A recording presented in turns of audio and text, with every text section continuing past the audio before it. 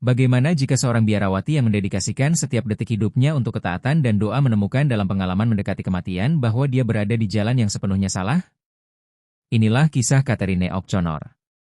Dia percaya bahwa dia melakukan semuanya dengan benar sampai pingsan di depan altar membawanya pada perjumpaan dengan Yesus. Apa yang Yesus ungkapkan kepadanya bukanlah penegasan, tetapi koreksi yang menghancurkan yang memaksanya untuk mempertanyakan segalanya. Siapkan hati Anda dan tetaplah bersama channel ini sampai akhir. Video ini disadur dari channel Things from Heaven. Untuk lebih jelasnya dapat dilihat pada kolom deskripsi di bawah. Mari kita mulai. Halo semuanya. Nama saya Catherine O'Connor dan selama bertahun-tahun saya sangat yakin bahwa saya berada di jalan yang benar untuk mencapai kesucian. Saya dibesarkan di Dublin dalam keluarga Katolik yang sangat taat di mana iman bukan hanya bagian dari kehidupan tetapi tulang punggung keberadaan kami. Ayah saya adalah seorang diakon di paroki setempat. Seorang pria yang suara hikmatnya yang dalam selama misa tampak membawa beban tradisi berabad-abad. Dan ibu saya, seorang wanita dengan iman yang teguh, mengajari kami sejak usia sangat muda bahwa melayani Tuhan adalah tujuan tertinggi yang dapat dicita-citakan oleh jiwa. Sementara anak-anak lain seusia saya bermain di taman dan berlari di jalanan, saya merasa sangat terpesona oleh kisah-kisah para santo, terutama kisah perawan Maria. Saya menghabiskan berjam-jam di perpustakaan kecil ayah saya membaca tentang pengorbanan mereka, penglihatan mereka, dan kemurnian mereka. Saya merindukan dengan intensitas yang secara fisik terasa sakit di dada saya untuk menjadi seperti tokoh-tokoh suci itu, untuk menjalani kehidupan yang murni dan penyerahan diri yang mutlak kepada Tuhan sehingga identitas saya sendiri akan larut ke dalam identitasnya. Bagiku, tidak ada jalan lain, tidak ada kemungkinan lain yang masuk akal. Dunia di luar sana tampak berisik, kacau, dan kotor. Sementara jalan pengabdian tampak bagiku sebagai satu-satunya tempat berlindung yang aman, satu-satunya cara untuk benar-benar menyenangkan Sang Pencipta. Maka, pada usia 18 tahun, aku membuat keputusan yang tidak hanya diharapkan tetapi juga dirayakan oleh semua orang dalam hidupku sebagai panggilan hidupku yang telah ditakdirkan. Aku memasuki biara St. Brit.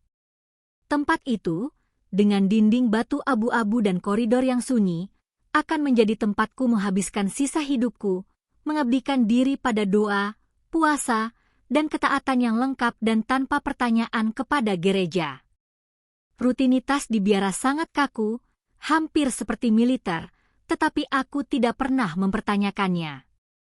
Bahkan, aku menerimanya sebagai bentuk penyucian. Kami bangun bahkan sebelum matahari terbit dengan udara yang masih dingin dari malam dan berlutut untuk doa pertama hari itu.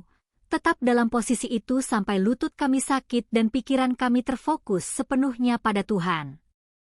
Kami menghabiskan waktu berjam-jam tank immerset dalam studi doktrinal, menghafal katekismus dan tulisan para bapa gereja. Disiplin sangat ketat, dan setiap pikiran yang menyimpang dari penyerahan total segera diperlakukan sebagai godaan dari musuh, sesuatu yang harus diakui dan diampuni dengan penebusan dosa. Aku sangat bangga dengan pengabdianku. Aku merasa berada tepat di tempat yang Tuhan inginkan. Namun, seiring berjalannya waktu, sesuatu yang halus dan mengganggu mulai berubah dalam diriku. Keraguan kecil, yang hampir tak terlihat pada awalnya, mulai muncul dalam pikiran saya, seperti bisikan yang mengganggu di tengah keheningan doa-doa saya. Ini adalah pertanyaan-pertanyaan yang berbahaya dan beracun.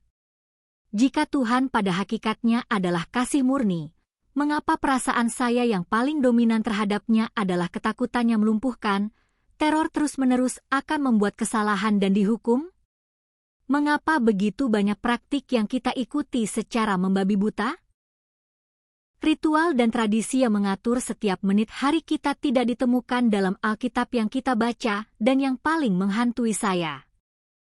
Mengapa gereja seolah-olah membebankan beban yang begitu berat dan luar biasa pada pundak umat beriman, padahal Yesus sendiri berbicara tentang kuk yang mudah dan beban yang ringan? Aku menepis pikiran-pikiran ini dari kesadaranku dengan sekuat tenaga. Yakin bahwa itu adalah ujian yang dikirim oleh musuh untuk menantang imanku, untuk menyesatkanku dari jalan kebenaran. Aku mengaku dosa, melakukan penebusan dosa tambahan, berpuasa lebih ketat, semua itu dalam upaya untuk membungkam suara batin yang terus bertanya. Tetapi itu seperti mencoba menenggelamkan gabus di dalam air.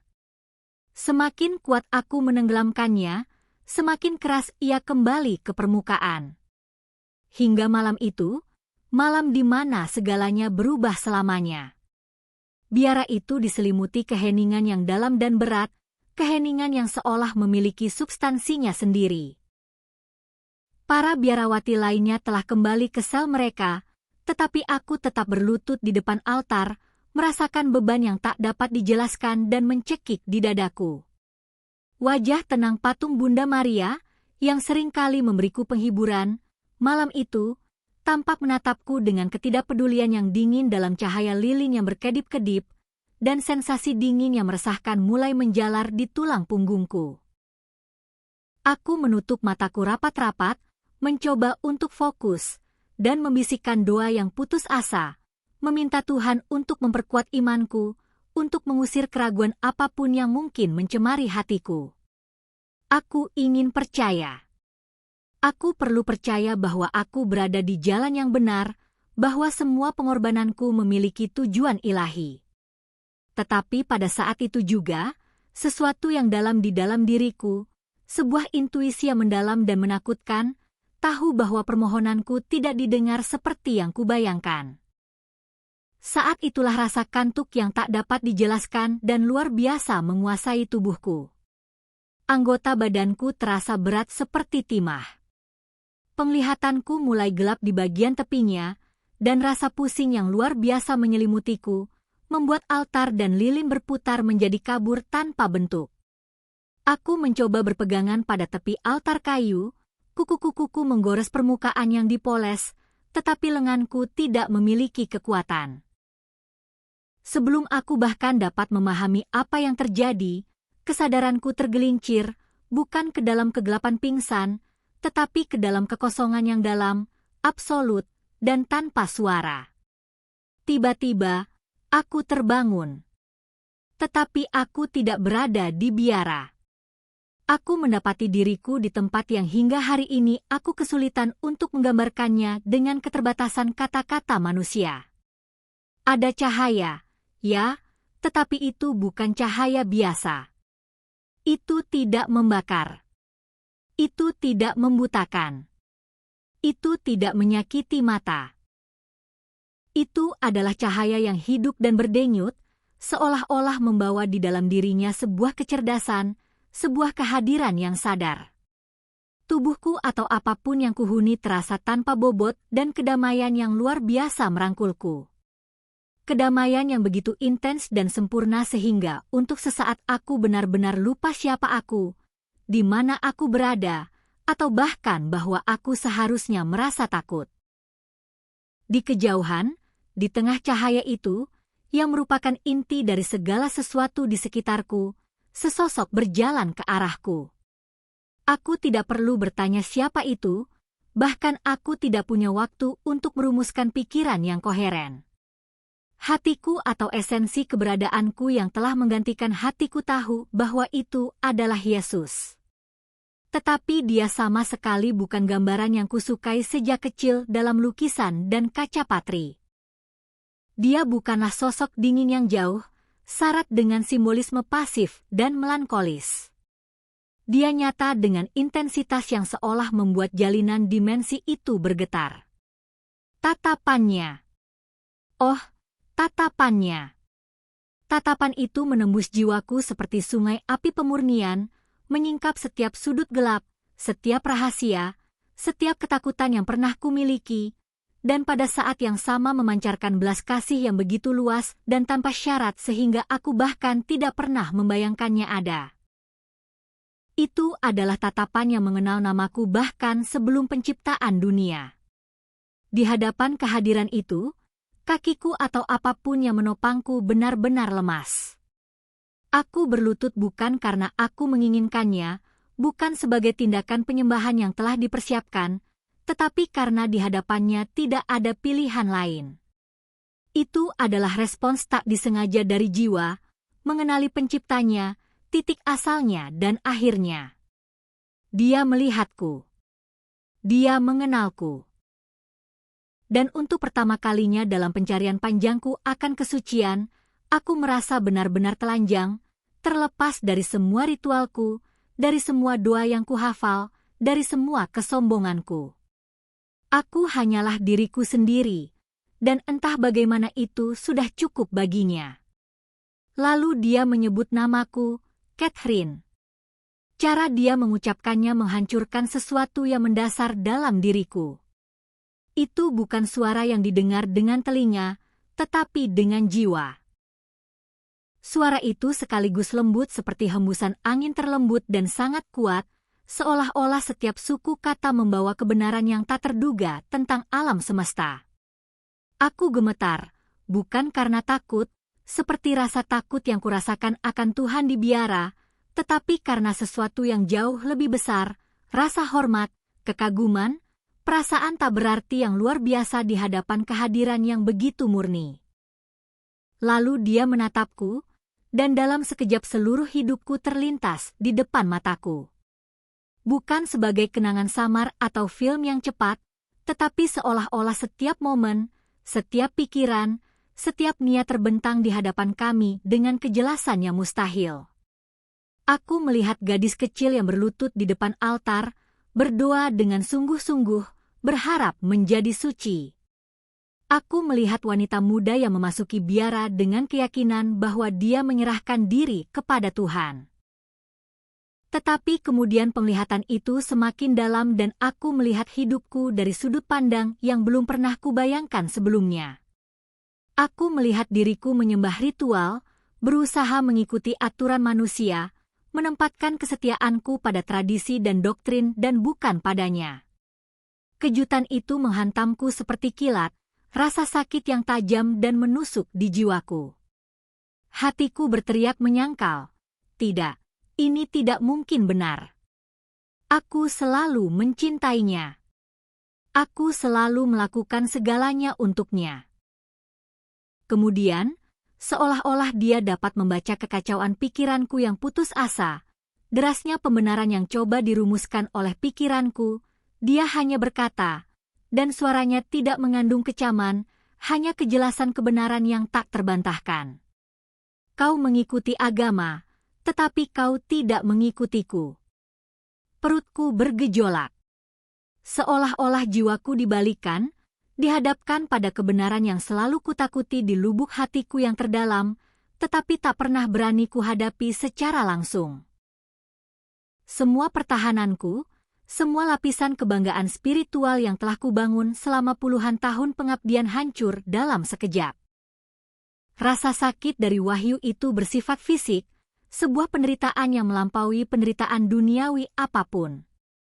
Tetapi Tuhan, aku mencari aku mencoba berkata, tetapi suaraku sendiri terdengar lemah dan menyedihkan di hadapan keagungan kehadirannya.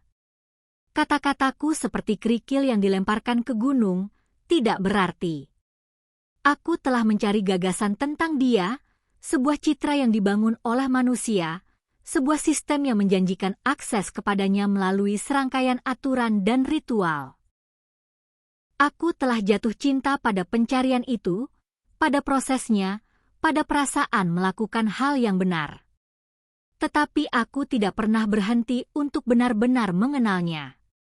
Aku seperti seorang istri yang menghabiskan seluruh hidupnya membersihkan rumah, menyiapkan makanan, dan dengan teliti mengikuti daftar tugas, tetapi tidak pernah duduk untuk berbicara dengan suaminya, untuk menatap matanya dan mengenal hatinya.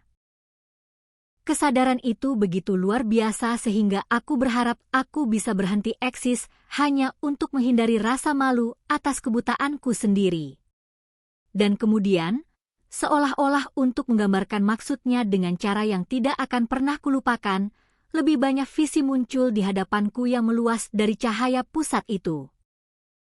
Aku melihat banyak orang, Jutaan orang di seluruh dunia berlutut di hadapan patung-patung dari plester dan kayu, mengulangi kata-kata kosong yang maknanya telah lama hilang di telan waktu.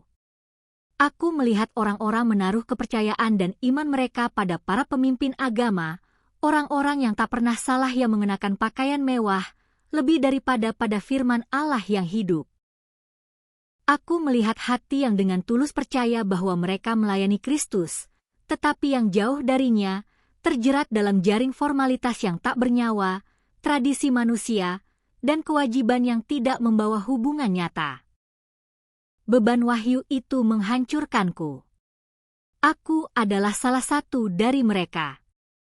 Aku persis seperti orang-orang itu. Imanku bukanlah hubungan langsung dan hidup dengan Tuhan. Itu adalah sebuah sistem, sebuah rutinitas, cara hidup yang diprogram dengan cermat untuk membuatku merasa aman, untuk memberiku ilusi kendali dan kebenaran tanpa pernah memaksaku untuk mempertanyakan apakah aku benar-benar mengenalnya. Air mata mulai mengalir di wajahku, tetapi itu bukan air mata biasa. Air mata itu seolah membawa penyesalan dan rasa sakit selama puluhan tahun. Namun, aku tidak bisa berpaling. Di hadapannya, tidak ada tempat untuk melarikan diri. Jiwaku gemetar di hadapan kebenaran yang tak terbantahkan itu, dan seolah-olah setiap bagian dari diriku sedang didekonstruksi, dilucuti dari semua kebohongan nyaman yang telah kukumpulkan selama bertahun-tahun. Tetapi apa yang seharusnya kulakukan saat itu? Suaraku akhirnya muncul, tetapi itu hanyalah bisikan rapuh yang syarat dengan keputusasaan yang begitu dalam sehingga seolah-olah berasal dari dasar jiwaku. Aku tidak ingin menerimanya. Aku tak ingin menerima bahwa segala yang telah kuperjuangkan, setiap doa, setiap pengorbanan, setiap hari yang kuhabiskan dengan penuh kesendirian dan disiplin di dalam tembok biara telah sia-sia, sebuah perlombaan melelahkan ke arah yang salah. Gagasan itu begitu menghancurkan sehingga mengancam untuk melenyapkan sedikit identitas yang tersisa dari diriku. Tetapi Yesus tetap diam sejenak, dan dalam keheningan itu, ada penantian yang tak terbatas. Dia tidak menjawabku segera. Sebaliknya, dia membiarkanku merasakan rasa sakit yang tajam dan menusuk dari kebutaanku sendiri. Itu adalah keheningan yang bukan kosong, tetapi penuh makna, ruang suci dan mengerikan di mana aku dipaksa untuk menghadapi besarnya kesalahanku. Aku begitu sibuk untuk menjadi layak baginya, untuk mengikuti aturan, dogma, dan ritual dengan sempurna. Begitu fokus membangun kesucianku sendiri bata demi bata, sehingga aku tidak pernah benar-benar berhenti untuk mengenalnya.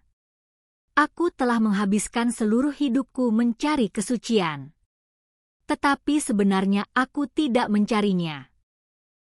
Aku mencari sebuah ideal, sebuah piala spiritual, sebuah sertifikat perilaku baik untuk dipersembahkan kepada Tuhan alih-alih mencari Tuhan itu sendiri. Kesadaran itu adalah yang paling menyakitkan dalam seluruh keberadaanku. Bukan aturan yang membawamu dekat denganku, akhirnya dia berkata, dan suaranya memecah keheningan seperti guntur yang dibungkus dengan kelembutan paling murni. Sebuah kekuatan yang mengguncang alam semesta tetapi tidak menyakitiku. Itu adalah hatimu. Oh, kata-kata itu. Kata-kata itu seperti api cair yang dituangkan ke dalam diriku, membakar semua kebohongan, semua kesombongan, semua teologi rumit yang telah kupelajari. Sebuah getaran menjalari setiap serat tubuhku. Sebuah getaran yang seolah menyelaraskan kembali struktur spiritualku. Aku tidak pernah tahu bagaimana rasanya begitu terbuka, begitu rentan, dan pada saat yang sama begitu dicintai. Semua ketakutan akan hukuman, semua teror penghakiman yang telah menjadi dasar imanku selama bertahun-tahun lenyap begitu saja dalam kehadiran itu, yang merupakan penerimaan murni. Aku menatapnya, menunggu penjelasan lebih lanjut, menunggu dia memberitahuku apa yang harus kulakukan sekarang, bagaimana memperbaiki semuanya, bagaimana menulis ulang kisah hidupku. Namun ia hanya mengulurkan tangannya ke arahku. Telapak tangannya terbuka sebagai undangan tanpa kata. Aku ragu-ragu. Begitu banyak rasa bersalah, begitu banyak rasa malu, begitu banyak rasa tidak layak memenuhi diriku saat itu sehingga menerima sentuhannya tampak sebagai hal yang paling salah dan lancang untuk dilakukan. Aku tidak pantas mendapatkannya. Aku tidak layak. Konflik batinku pasti terlihat olehnya, karena tatapannya tetap tertuju padaku, lautan kesabaran dan cinta. Dan kemudian perlahan, mengatasi penghalang rasa maluku sendiri, akhirnya aku mengangkat tangan gemetaranku dan menyentuhnya.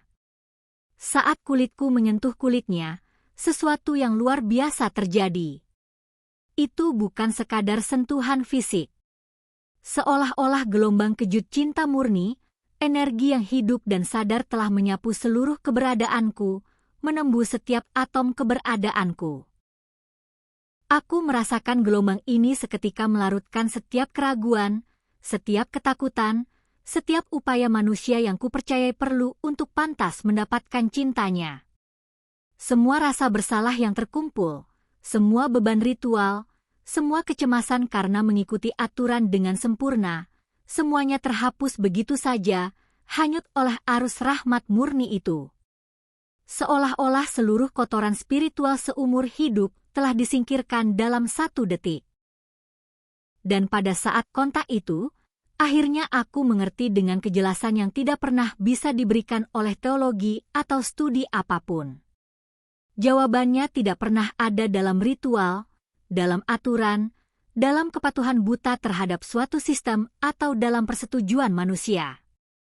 Jawabannya selalu ada di dalam Dia, hanya di dalam Dia.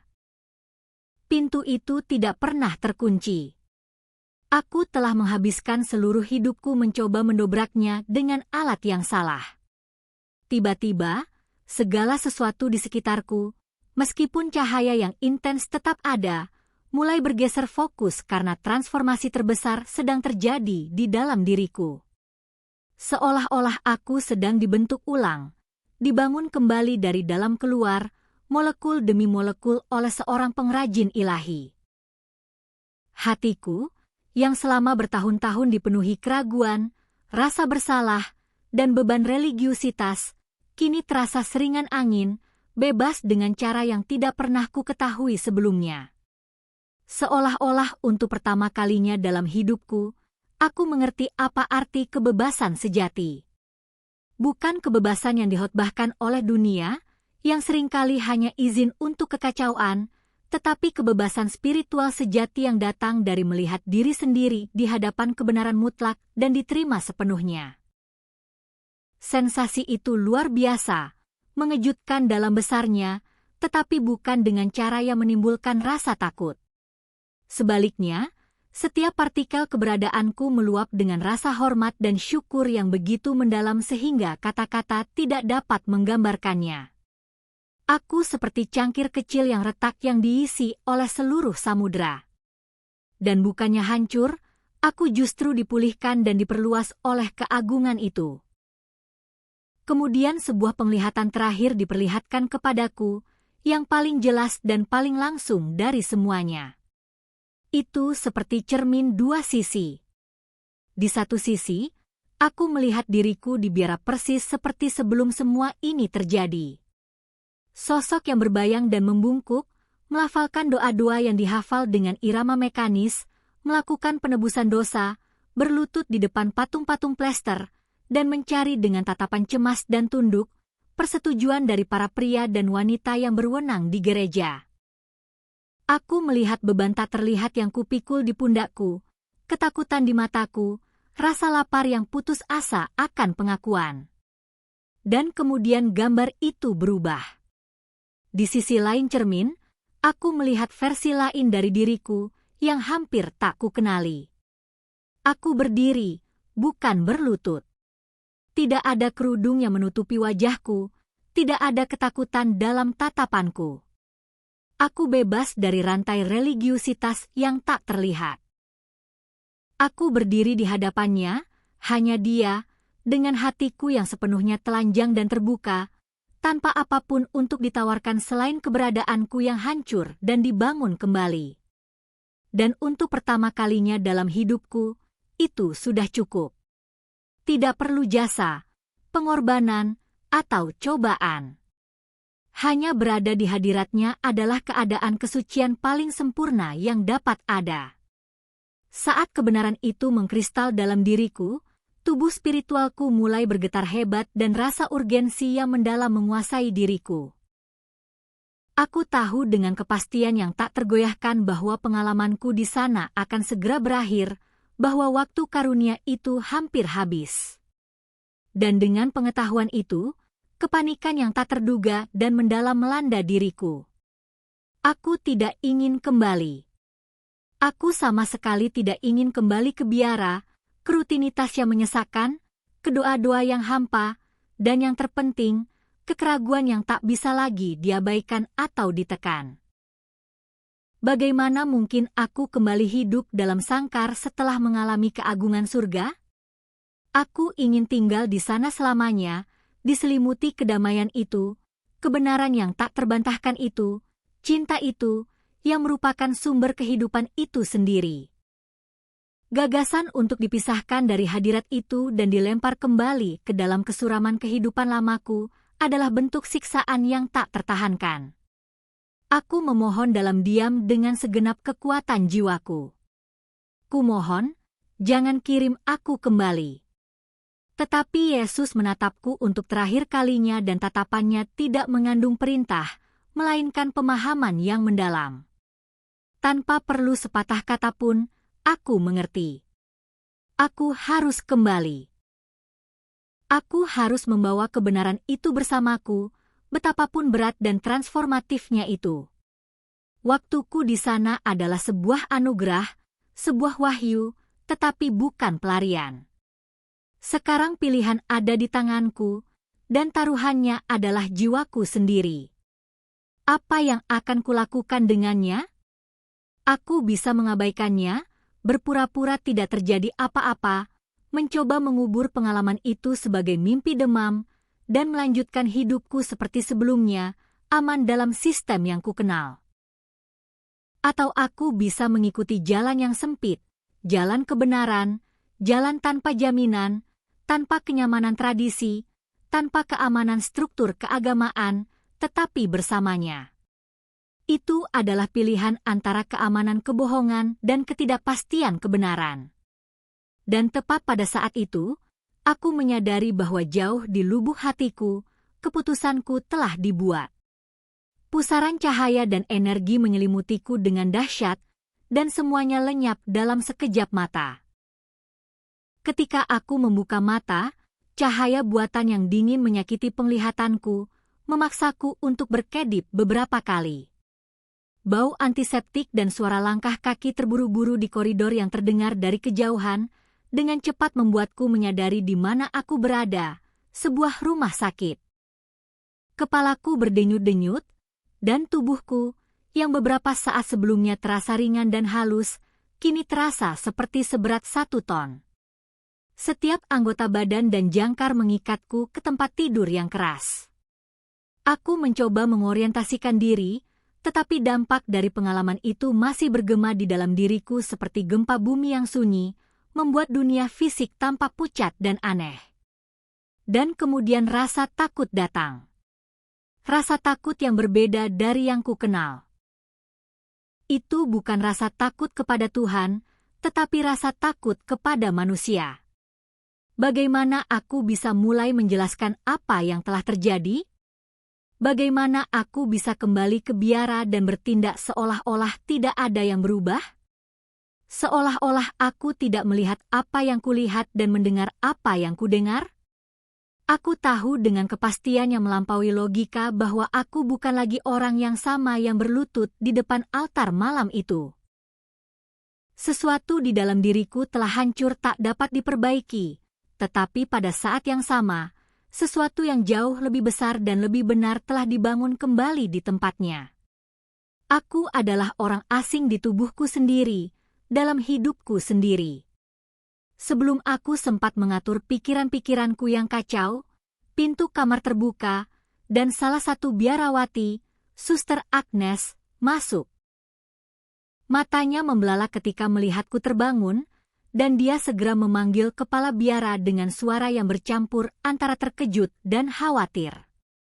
Jantungku berdebar kencang. Aku perlu memberitahu seseorang.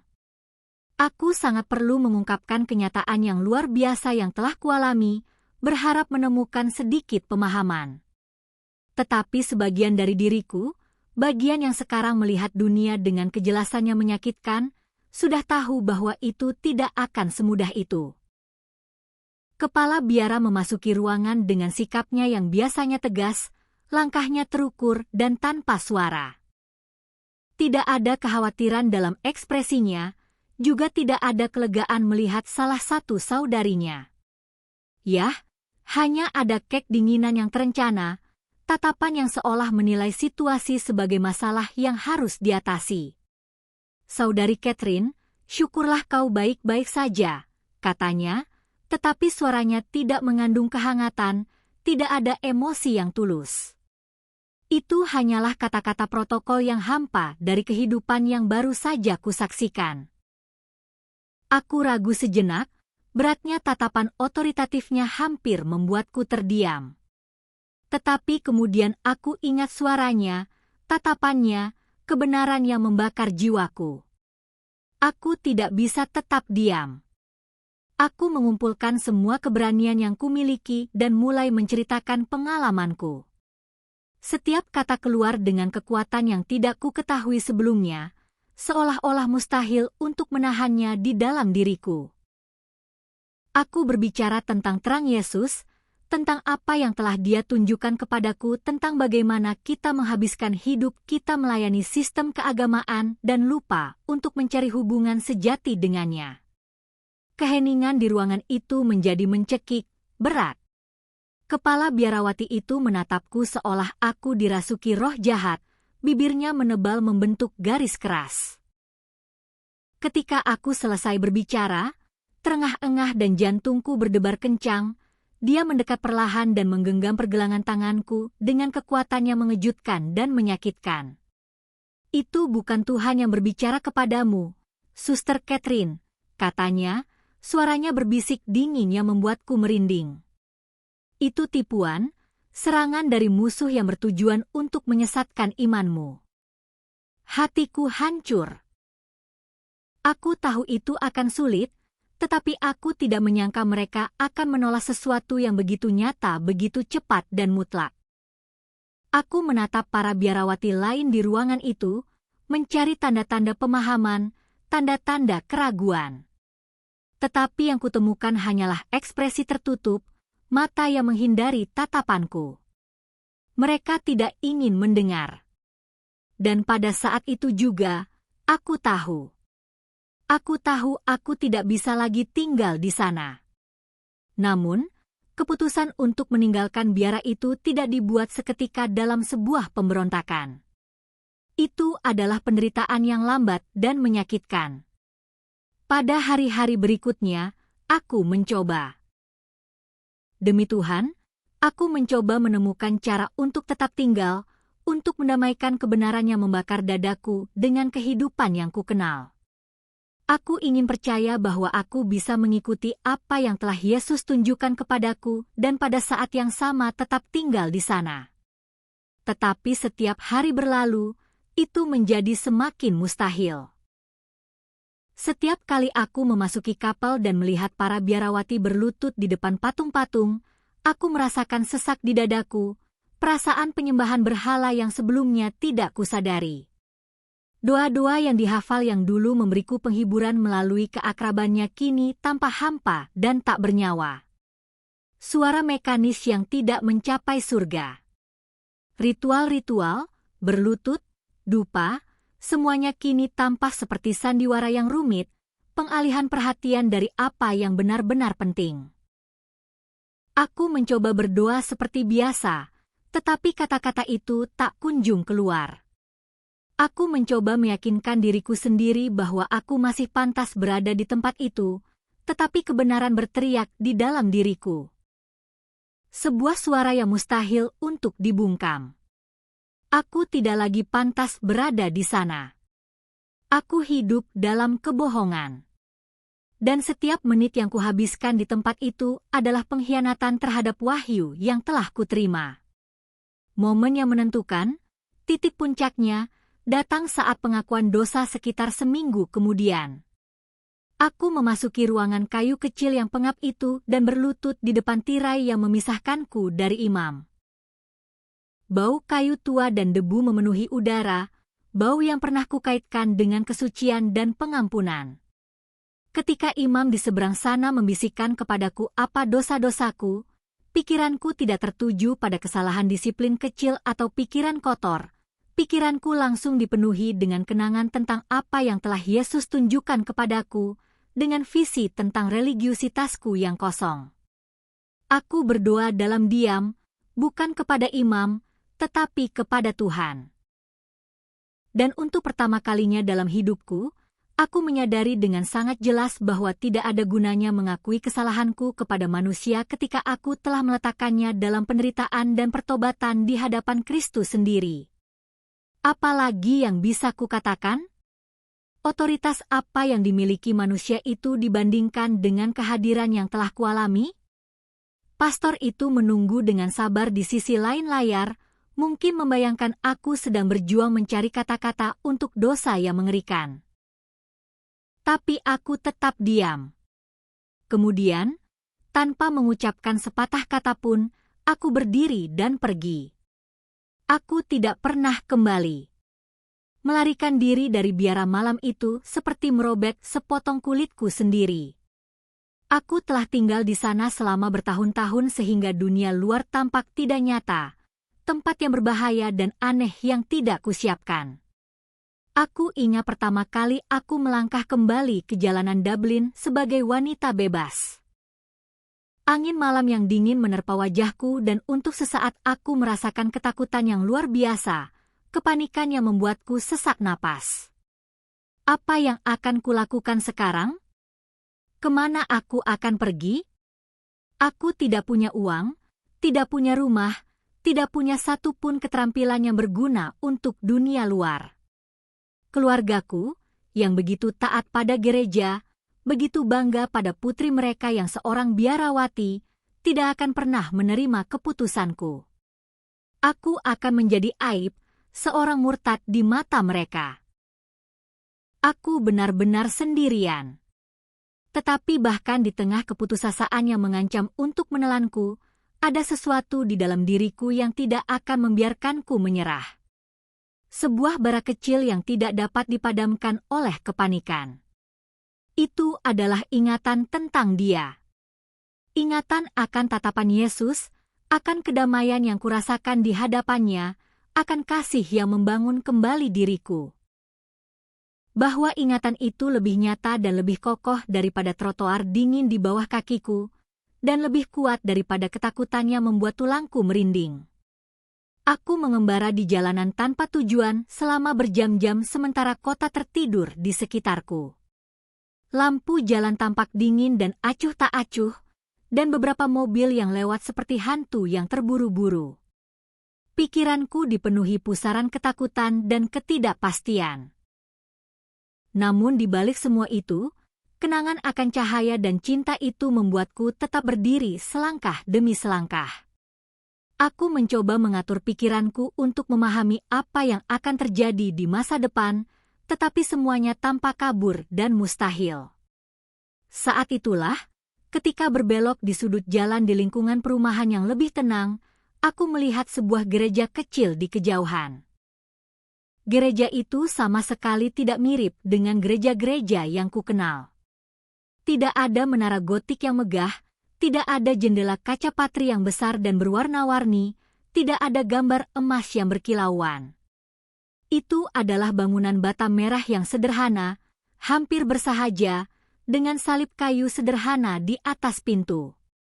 Kesederhanaannya begitu mencolok dibandingkan dengan kemegahan yang biasa kulihat sehingga untuk sesaat aku ragu. Tetapi sesuatu di dalam diriku, Suara lembut dan gigih yang mulai kukenali mengatakan kepadaku bahwa aku harus masuk. Itu adalah dorongan yang tidak logis, tetapi itu satu-satunya arah yang kumiliki. Aku mendorong pintu kayu berat gereja itu, tidak tahu persis apa yang akan kuharapkan. Jantungku berdebar kencang di dadaku, dan perasaan melangkah ke wilayah yang tidak kukenal membuatku sangat gelisah. Ruang interiornya kecil, tetapi mengejutkan karena terasa nyaman.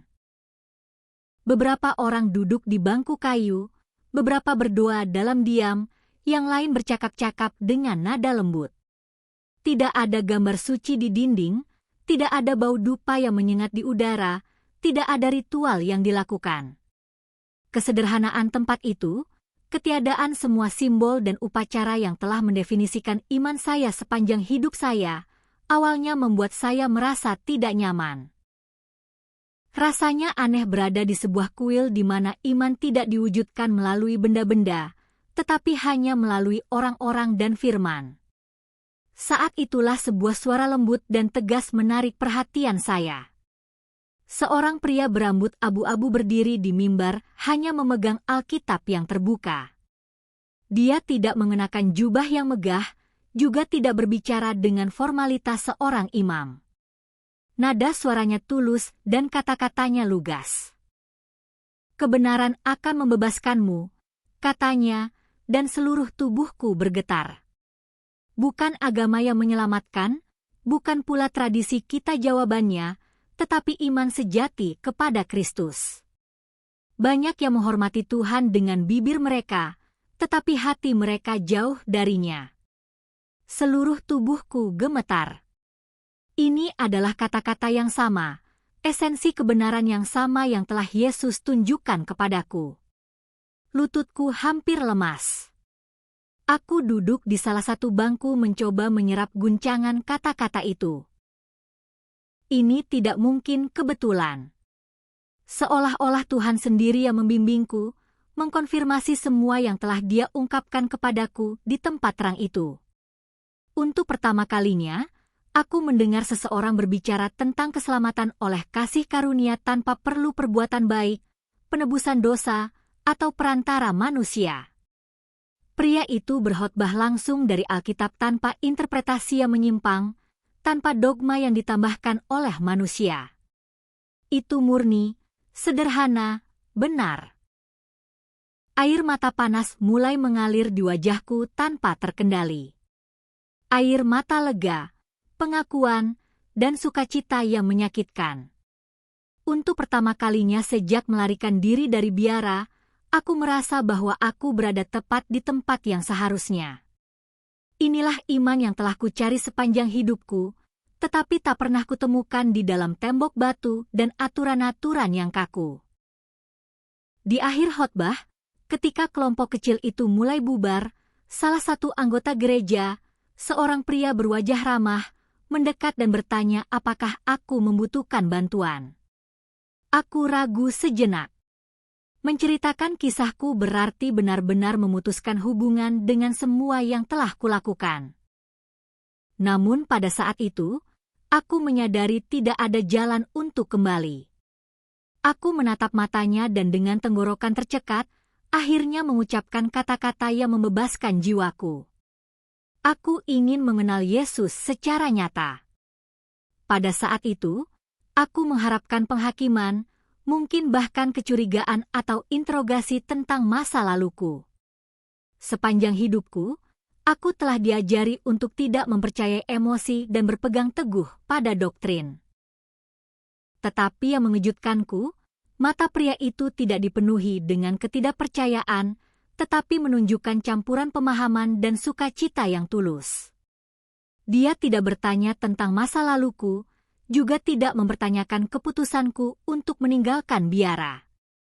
Dia hanya tersenyum, senyum yang mencapai matanya dan mengucapkan kata-kata yang menghancurkan benteng yang telah kubangun di sekitar hatiku.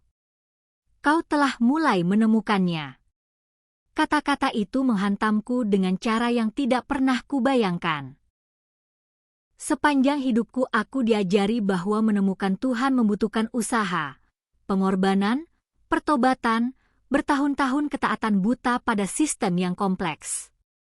Tetapi di sana, di bangku kayu sederhana yang dikelilingi oleh orang asing yang mencintai Yesus dengan cara yang belum pernah kulihat, aku memahami kebenarannya. Dia tidak pernah jauh. Aku hanya mencari di tempat yang salah. Aku menarik napas dalam-dalam, merasakan beban rasa bersalah dan ketakutan selama bertahun-tahun lenyap dari dalam diriku. Dan untuk pertama kalinya, aku berdoa. Bukan dari buku, bukan melafalkan kata-kata yang dihafal, bukan mengikuti struktur yang dipaksakan. Aku hanya berbicara kepada Tuhan seperti seorang anak perempuan berbicara kepada ayahnya dengan hati yang terbuka, dan aku tahu dengan pasti bahwa Dia mendengar. Pria yang selalu mendorongku untuk melayani Tuhan, diaken gereja, menyatakan dengan keyakinan yang dingin bahwa aku telah tertipu oleh kebohongan iblis. Bahwa pengalamanku tidak lebih dari jebakan yang dipasang oleh setan. Itu menyakitkan. Luka yang dalam yang kutahu akan membutuhkan waktu untuk sembuh. Tetapi pada saat yang sama, aku tahu aku tidak bisa kembali. Aku tidak bisa menyangkal apa yang telah kulihat dan kualami. Aku telah menemukan kebenaran, dan sekarang aku harus menjalaninya, apapun harganya. Malam-malam berikutnya terasa sepi dan sulit. Aku tidak punya tempat tujuan. Jadi, aku menghabiskan beberapa minggu tidur di sebuah ruangan kecil di belakang gereja, mencoba mengumpulkan kembali kepingan-kepingan kehidupan baruku. Semua yang ku ketahui, semua yang ku percayai telah direnggut dariku dalam hitungan hari. Namun, bertentangan dengan apa yang kutakutkan, aku tidak merasa hampa. Sebaliknya, ada kedamaian yang tak terjelaskan di dalam diriku, sesuatu yang belum pernah kualami selama bertahun-tahun di biara. Untuk pertama kalinya, aku tidak lagi hidup di bawah ketakutan akan mengecewakan Tuhan. Aku tahu bahwa Dia bersamaku dan bahwa rahmat-Nya cukup. Tetapi itu tidak mengurangi rasa sakit akibat kehilangan itu. Hatiku sakit setiap kali aku memikirkan keluargaku, para biarawati di biara yang menganggapku sebagai pengkhianat. Saat itulah sedikit demi sedikit aku mulai berbagi ceritaku dengan orang lain. Awalnya sulit.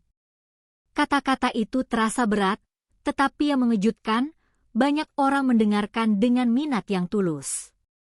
Beberapa merasa terhubung, yang lain terkejut mengatakan bahwa mereka tidak pernah memikirkan iman mereka seperti itu. Dan hal yang paling mengejutkan adalah bahwa beberapa orang yang, seperti saya, menghabiskan bertahun-tahun dalam sistem keagamaan tanpa pernah benar-benar mengenal Tuhan mulai mempertanyakan, merenungkan, mencari sesuatu di luar ritual. Dan kemudian saya menyadari bahwa inilah misi saya. Sekarang saya tidak bisa mengubah masa lalu, tetapi saya bisa menggunakan semua yang telah saya alami untuk membantu orang lain menemukan kebenaran. Seiring berjalannya bulan dan kemudian tahun, iman saya semakin matang dengan cara yang tidak pernah saya bayangkan. Saya bukan lagi wanita muda yang ketakutannya melarikan diri dari biara tanpa tujuan. Sekarang saya tahu tujuan saya. Saya melakukan perjalanan ke berbagai tempat, berbagi kesaksian saya di gereja-gereja kecil dan komunitas, selalu menceritakan kembali saat saya melihat Yesus, kata-kata yang Dia ucapkan kepada saya, dan bagaimana kebenaran itu mengubah hidup saya. Setiap kali saya berbicara, saya merasakan kehadirannya bersama saya, membimbing kata-kata saya. Terkadang saya menghadapi penolakan. Banyak yang tidak ingin mendengar, enggan mempertanyakan apa yang telah diajarkan kepada mereka sejak kecil. Tetapi di lain waktu, saya melihat air mata di mata orang-orang, kehidupan yang tersentuh, hati yang akhirnya mengerti bahwa mereka tidak membutuhkan perantara manusia untuk mendekatkan diri kepada Tuhan. Dan itu memberi saya kekuatan untuk melanjutkan. Luka itu masih ada. Keluargaku tidak pernah berbicara denganku lagi. Tetapi aku belajar menyerahkan rasa sakit itu kepada Tuhan. Memahami bahwa iman sejati tidak didasarkan pada kenyamanan atau persetujuan orang lain, tetapi pada kepastian bahwa kau berada di jalan yang benar. Dan memang benar. Setiap hari di sisi Yesus menunjukkan kepadaku bahwa kehilangan segala sesuatu yang kupikir milikku sebenarnya berarti mendapatkan segala sesuatu yang benar-benar penting. Hari ini, ketika saya melihat ke belakang, saya tidak melihat kisah kehilangan, tetapi pembebasan. Saya kehilangan apa yang pernah saya anggap penting. Posisi saya di gereja, reputasi saya, kasih sayang keluarga saya. Tetapi saya memperoleh sesuatu yang tidak dapat ditawarkan oleh semua itu, hubungan yang hidup dan sejati dengan Kristus. Saya sering bertanya-tanya mengapa Dia memilih untuk menunjukkan kebenaran itu kepada saya. Mengapa saya? Dan hari ini, saya mengerti. Saya tidak dipilih karena istimewa atau lebih pantas.